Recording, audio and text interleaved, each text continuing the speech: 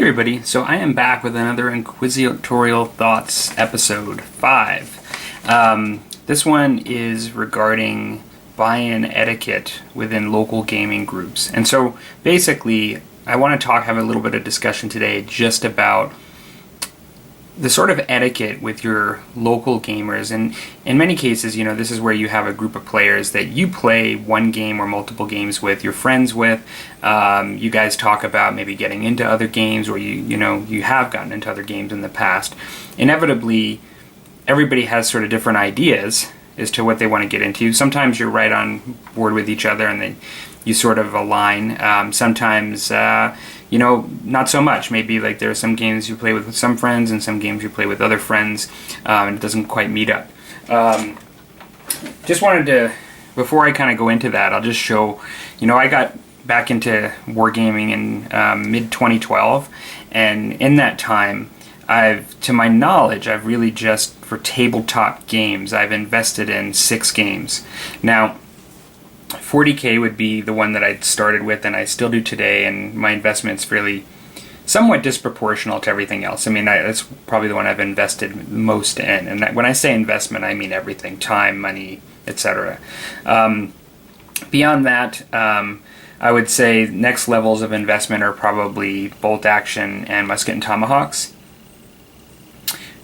Then I've just sort of had a very small investment in Her Majesty's Name with a troop starter set for Drop Zone Commander, and then Infinity, which is probably a little bit more than these guys here, but not quite as much as these.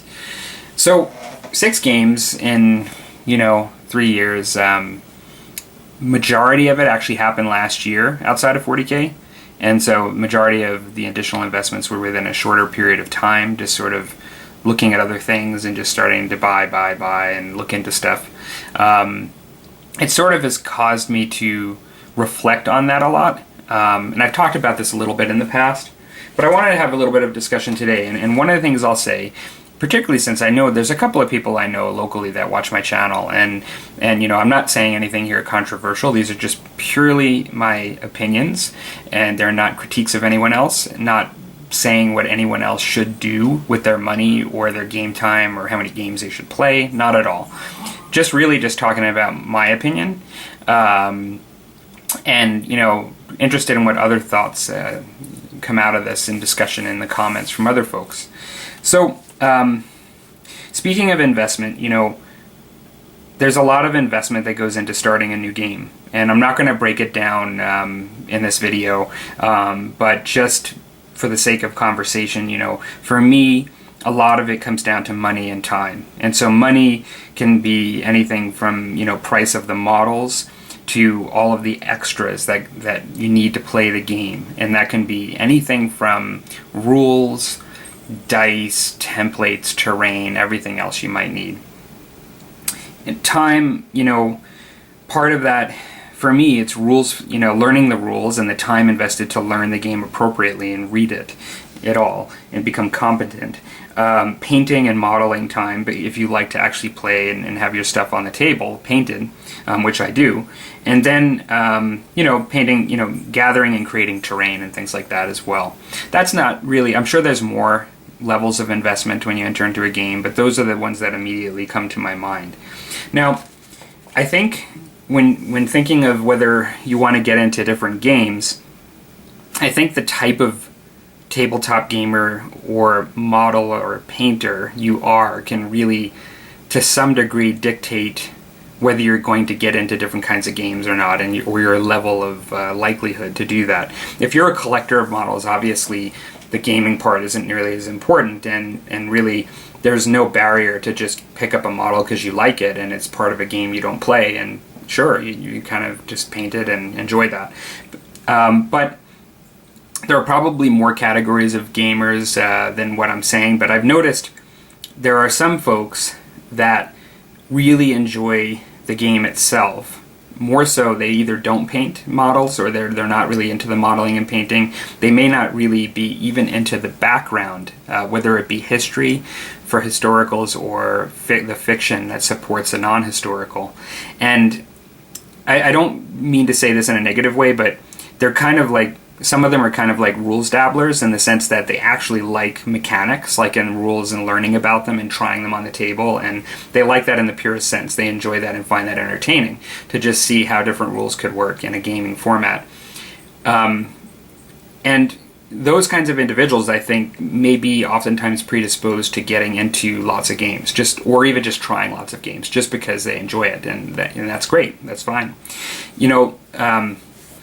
I'm probably more part of, even though I've got these 6 here, I consider myself more part of this sort of other category I noticed, and that's sort of the fanboy or game cultist in my mind.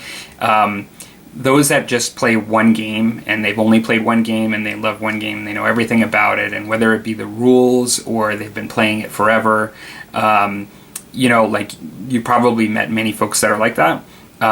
They just love what they know, what they like, and they love what they love, and they're not very likely to probably try another game, just because most games, many of them that are fairly broad enough, actually have enough expansions and things to keep you busy throughout the year, and so they can find enough to just continue with that, and so maybe you're less likely to buy in.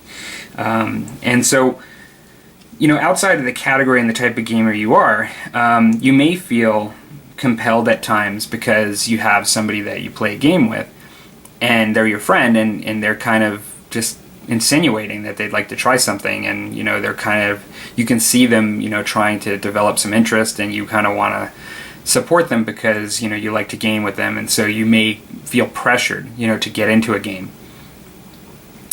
Another piece, and I'm sorry if I'm jumping around, another piece that may support this decision making is the secondary market in your area, and how easy it is to get secondhand models or sell your new models and get let's say half the money back you spent, which may seem like a pretty good deal to somebody just for entertainment. You can get half back of what you invested into it. In my local area, there's a fairly, what I would consider, strong secondary market. It's used on Facebook, and most people can seem to really there's a lot of stuff on there you can buy secondhand, and a lot of people really can get stuff cheaper if you don't mind getting the models used, and that can facilitate, it can reduce the buy-in pressure on a game, and it can also allow you to sell off things you just maybe tried and don't want to do anymore and just get into something else. So that can actually influence things as well. So how do you guys feel about, how do you handle this sort of situation with your local group of friends? There is an easy answer. I mean, somebody may just say, well, you know what, it's my money and it's my time, and I'll do whatever I want with it. Discussion's over. If life is that simple for you, then that's great. That actually works. There's a gray area for me, at least, and maybe others too, and I actually have a number of friends that I play different games with. There are some, like Bolt Action, for instance, lately seems to be pretty much a common denominator among many of the folks I play the games with. And so, but then there are other ones where, like 40K, Infinity, Muskets and Tomahawks, I play with select folks, like not everybody plays them. And so, it is sort of like each one of those at times would be like decision making. Do I get into this or not? Or do I be the one to try to get people into this or not? And so it's sort of weird. I mean, like I kind of did that demo and for Musket and Tomahawks, and that was quite successful in my mind. But how do you sort of handle this? And I'll tell you the way I've decided in my mind over the last bit, and it may change over time, but my thought is, because I am of the kind of person that learning rules and feeling competent in them is more work to me than actually painting in some respects, because I have rules from other games in my head and all kinds of other stuff in my head. It's easier for me to just sit down and paint something over the course of a month than it is to, over the long term, maintain a set of rules for a game that I may not play that often. Some people, that may not be a problem at all, but for me, that kind of is. And I like to feel somewhat comfortable with the rule set if I'm going to play the game. So because of that, and then because of this secondary market, and I actually don't buy a lot on the secondary market. It's not that I have a problem with used models. I have bought them, but lately I kind of, if like to start from scratch with a model. I'd probably be more likely to buy something on the secondary market if it was on the sprue and unpainted, but I'm not as much into, because I like to start from scratch with the painting, doing that. And so the buy-in cost is still relatively the same for me in most cases. And I don't even typically like to sell my stuff that I've painted. Maybe that'll change over time when I get a bigger collection. But so because of that, I guess I feel that the best thing I can do within my local gaming group is to be somewhat honest about whether I'm willing to try something or not, or whether there's even room in my sort of gaming arsenal of games that I'm playing right now. And then when I do get into something, people will know that I'm committed, in the sense that I'm actually going to paint it all. I'm actually going to read the rules. I'm going to set aside time to play it. Like once I do that, my intention is to do that. And then, there's not as much of a fear that if somebody decides to get into a new game in my area with me, that I'm just going to immediately drop out. That it's just not going to happen. And so, mind you, I'm going to repeat again, I'm not saying this because this has happened, actually. It's not something that's happened recently or anything like that. But, I'm just kind of in my thoughts, just, thinking about these sort of things. And it's funny because I do find having folks to play a game with on a regular basis that you get along with and socialize with, it's valuable in of itself. Like if you're actually in an area where you move, you might be able to appreciate this, where you go to an area where you don't know anybody and you like to do this. It's a social game. It's a social thing as much as just the creative hobby. And you may not have found anybody to play a game with, and you kind of realize, oh wow, I really miss my basement and having the guys come over and playing games. It's not going to be the same anymore. And so for those of you that have been in that situation, you know what I'm talking about. And so for me, that's why this is actually even a video or even a topic of subject in my mind, is because when I do find, and I have actually, it's taken me a while, but I've found a few folks in my local area that I like to game with.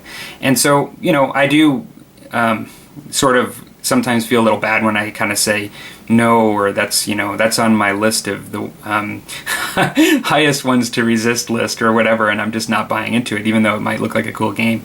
And it may be because I feel like I've got enough rule sets in my head right now. I've got enough painting to do. I've got enough, days. I guess I only have so much time to play games, and so I'm diluting out the games that I'm already playing.